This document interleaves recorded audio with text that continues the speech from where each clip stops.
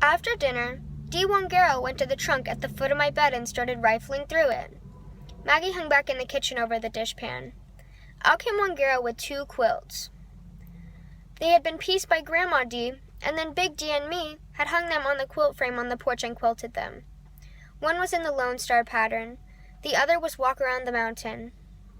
In both of them were pieces of dresses that Grandma Dee had worn 50 and more years ago.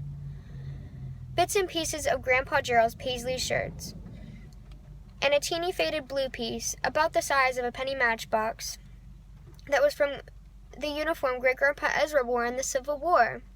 "Mama," Wongero said, sweet as a bird, "can I have these old quilts?" I heard something fall in the kitchen, and a minute later the kitchen door slammed. "Why don't you take 1 or 2 of the others?" I asked. "These was just done by me and Big D from some tops your grandma pieced before she died." "No," said Wongero, "I don't want those. They are stitched around the border by machine." "That'll make them last better," I said. "That's not the point," said Wongero. "These are all dresses Grandma used to wear. She stitched them all by hand. Imagine!"